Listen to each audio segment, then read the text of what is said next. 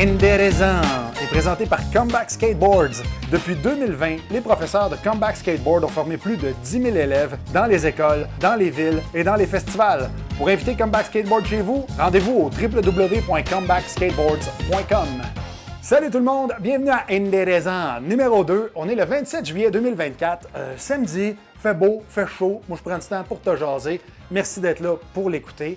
Et pour ceux et celles qui se joignent à cette série web-là, cette émission web-là, ben en gros, c'est juste, je réponds aux questions que tu me poses sur ma page Facebook. C'est simple de même. Tu me poses des questions sur ma page Facebook, j'y réponds ici. Puis j'ai décidé de faire un petit concept avec ça, puis j'ai bien du fun. Merci à ceux et celles qui étaient là la semaine passée. Vous avez écrit des beaux commentaires, ça me touche vraiment.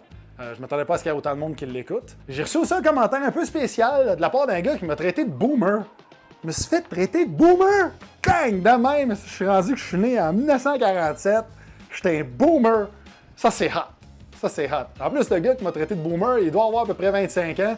Fait que si j'avais la même marge d'erreur que lui pour l'engueuler sur ses générations, j'aurais pu lui dire « Merci, fœtus ». C'est la première fois, je pense, que je me fais traiter de boomer. Il m'a traité de boomer parce que j'ai bitché les mangas japonais. Puis c'est venu le chercher. Lui, il a pas aimé ça. Parce qu'il a dit « Alerte au boomer ». Le gars, il parle de moi quand il dit le gars bitch les mangas japonais en disant que c'est trop violent, mais il dit qu'il aime South Park.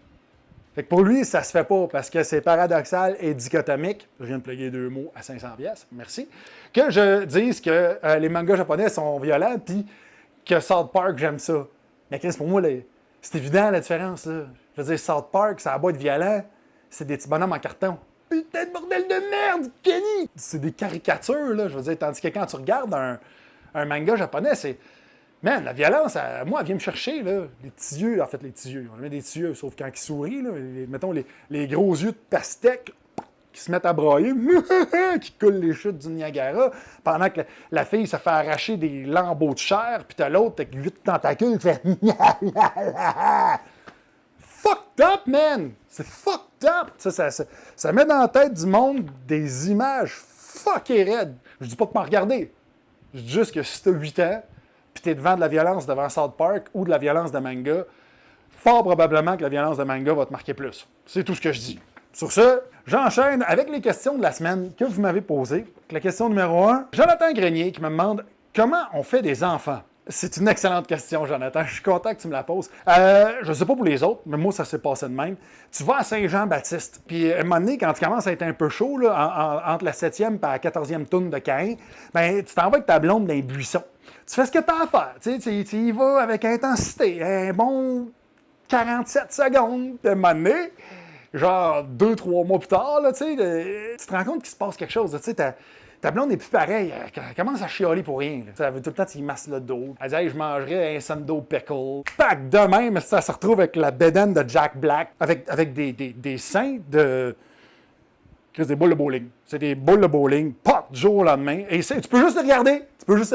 Parce que si tu les touches, juste avec le petit doigt, si tu vas passer au cash, ça fait mal, touche pas mes seins. À la place, ça va te demander de masser les pieds, qui sont tout aussi enflés. Après ça, elle arrive à l'hôpital, elle s'étend sur un lit, puis elle fake.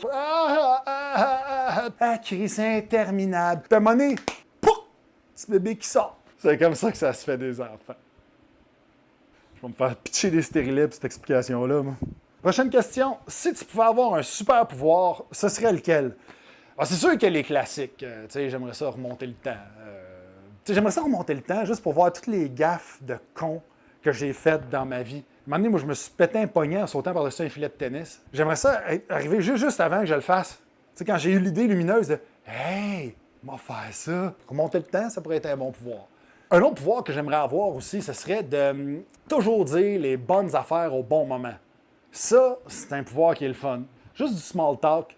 Quelqu'un qui te pose une question, « Hey, ça va bien? » Puis là, tu réponds juste avec la demi-seconde de retard. T'es comme, « Ouais. » Puis après ça, tu connais pas assez la personne pour lui dire, « Hey, excuse-moi, c'était vraiment de la merde comment je t'ai répondu. » Fait que tu fais juste continuer. T'arrives chez vous. Pourquoi j'ai répondu de même? Il va penser que j'étais un épais. Mais imagine-toi, pack, tout le temps, le bon timing. T'sais, c'est une notion qu'on sait pas, là, mais le timing des réponses, c'est fucking important.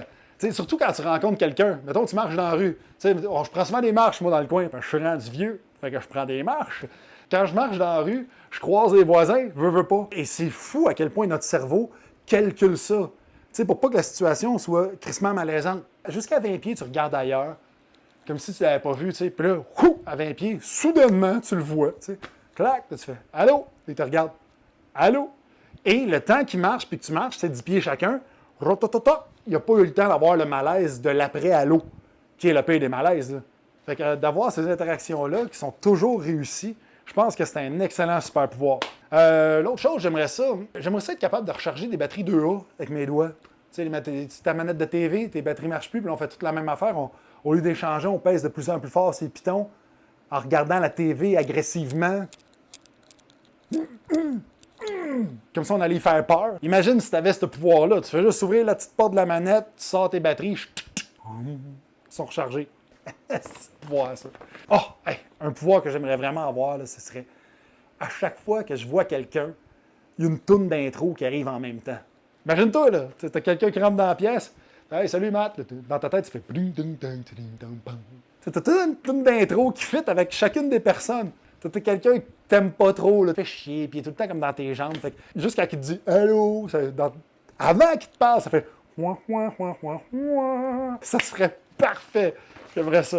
Toi, si tu as des idées, justement, de super pouvoirs, les plus idiots possibles, OK? Écris-les dans les commentaires. J'aimerais ça voir les pires super pouvoirs qui te passent par la tête. Prochaine question. Si tu pouvais écrire et produire un film de ninja québécois, c'est un projet, ça, ce serait quoi? Moi, si j'avais un film de ninja québécois à faire, là, ce serait une armée de petits Éric Salvaille, avec des masques, là, tu sais. Ils font des katas. Je prendrais d'Éric Salvaille parce que lui, tu vois, il a le super pouvoir de pouvoir toucher les gens, puis après ça, il disparaît pendant des années. C'est un petit concept de film, ça. Dirigé par Xavier Dolan, du monde qui braille dans le background, ça va être malade. Prochaine question. Aurais-tu aimé être dans le vidéoclip Douchebag d'Étienne Dano? Mais là, Daniel, tu vas chier à terre, man! Je suis dedans! Ouais. Pour ceux qui ne connaissent pas, ce clip-là, c'est un vieux clip sorti en 2011. Ça a été un classique tout de suite. Étienne Dano a fait un crisse de hit avec ça. Vraiment, ça a tout pété. Je me tiens au gym, bâche un dieu grec, m'entraîne avec mes jeans, pis mon vinaigre. Pour les comedy nerds qui regardent présentement, il y a plusieurs autres humoristes qui sont dedans. T'as Sylvie Tourigny, celle qui fait Carole aide son prochain. T'as Ouellette, Sébastien Ouellette, qui s'appelle maintenant Ouellette. Puis, il me semble que t'en as une couple d'autres. Ah, Kathleen Rouleau. Kathleen Rouleau est dedans.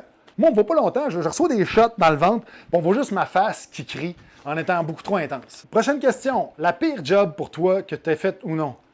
Oh boy. Pire job que j'ai eu, je dirais être marié.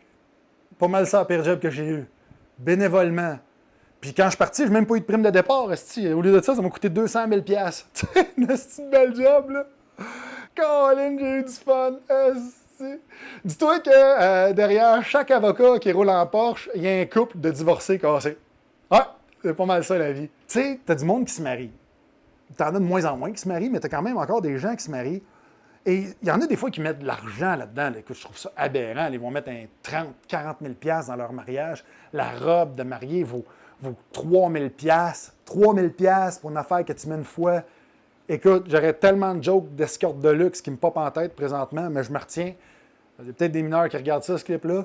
Mais 3 000 $ pour quelque chose que tu mets une fois, c'est outrageux. C'est outrageux, je trouve ça complètement débile. Puis ces mêmes petits couples-là qui vont au salon Marions-nous, puis tout ça, qui arrivent en disant « Hey, ça coûte cher le mariage, oh my God! » Chris, attends de te divorcer, le grand. Tu vas voir, ça te coûte 4 fois ça. Fait que garde ton cash. Moi, c'est là que je ferai la cérémonie. Tu fais pas un party quand tu te maries, là. Moi, le monde me donnait des cadeaux quand je me mariais, je m'en foutais, là. Quand je me suis divorcé, par exemple, le reprend esti ton toaster, là. Tout ça pour dire que si tu te maries, fais des clauses tout de suite en partant, pendant que vous vous aimez, de qu'est-ce qui arrive quand ça ira pas bien. Parce que sinon, tu vas te fier sur l'amour, puis un coup que l'amour sera plus là, oh là, d'un esti d'effet. Je sais de quoi je parle. Dernière question de la journée. Pour quelle raison le bacon est si bon? Le bacon est une drogue! Ta, ta, ta! Oui, monsieur, une droge. D-R-O-G-J-E-E. Le bacon est une droge. C'est parce que quand tu prends de la drogue, puis quand je dis de la drogue, ça peut être aussi de la bière. Tu prends de la bière, tu prends un rum and coke, n'importe quoi. tu fumes un joint, tu te fais une petite puff de crack pendant que tu joues au golf, tu sais, bien relax, un dimanche après-midi. Bien, mettons que tu prends de la drogue, ça va aller directement dans ton ATV, dans ton cerveau, qui est l'aire tegmentale ventrale, si je me souviens bien, qui sécrète de la dopamine. Ça fait partie de la classe des neurotransmetteurs dits de bonheur. Ça te rend heureux. Eh bien, quand tu manges du bacon, c'est la même place qui est sécrétée de la même façon, exactement comme de la drogue. La deuxième chose, pourquoi c'est de la drogue, c'est qu'il y a une autre partie de ton corps qui est stimulée qui s'appelle l'amygdale. Puis là, je ne parle pas de l'amygdale que tu as dans la gorge, là. Je veux dire celle que tu as dans le cerveau. Si tu te fais enlever cette amygdale-là, esti, ça va pas bien. Fait que l'amygdale que tu as dans le cerveau, c'est elle qui s'occupe des souvenirs, en gros. Pour y aller grossièrement, là, c'est à peu près ça. Fait que de la même façon qu'un drogué va vouloir reprendre la drogue pour se rappeler sa première expérience, parce que la première expérience était le fun, bien, c'est la même chose avec le bacon. Quand tu remanges du bacon, ça te replonge dans des souvenirs heureux parce que le bacon, c'est synonyme de bonheur. Tu sais, tu es au chalet la première fois que tu en as mangé, ou c'était un dimanche, il y avait un brunch, puis ton père a fait du bacon avec ses crêpes ou whatever. Tu sais, il y a tout le temps quelque chose de le fun qui est associé au bacon. C'est bien rare que quelqu'un va t'arriver en disant « me faisait frapper à coup de tranche de bacon ». Non, le bacon, c'est synonyme de bonheur. Fait que quand tu remanges du bacon, ça te replonge là-dedans. Mais là, ça n'arrête pas là. Attention, il y a une troisième similarité, c'est que tu crées une accoutumance. C'est la même chose que tu peux avoir avec l'alcool. Tu sais, quelqu'un qui boit souvent, plus ça va, plus il est capable de boire. C'est la même chose avec le bacon.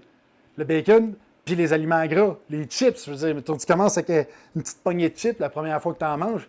C'est pas long qu'après ça, tu manges un format sac d'Halloween, puis après ça, un format chip normal. Puis à un moment donné, t'es rendu avec un chip familial devant la TV. Ouah! Fait que tout ça pour dire, mon cher Kim Bourbonnière, que le bacon, pourquoi c'est aussi bon? C'est parce que c'est de la drogue. Fait que si t'en prends, t'es un drogué. T'en vas manger ton bacon en dessous des viaducs dans le centre-ville. C'est-tu là-dessus que je finis mon indéraisant pour la semaine, moi? Je pense que oui. Merci d'avoir été là. Pour ceux qui veulent me suivre en spectacle, allez voir, les billets sont au www.mathieucyr.ca. Je vais être en spectacle un peu partout. J'ai à peu près une trentaine de dates d'ici, à peu près le mois de février. Fait que va voir ça, www.mathieucyr.ca. Parlant de spectacle, ceux qui étaient là à Lavaltrie hier, 26 juillet, merci. Vous avez été un public de malade mental. Je sais que j'ai pas le droit de dire ça en 2024, que vous êtes malade mental, mais si vous êtes des malades mentales, man. Merci d'avoir été là. Fait qu'on se revoit la semaine prochaine pour un autre Indérésant. Ciao! Indérésant.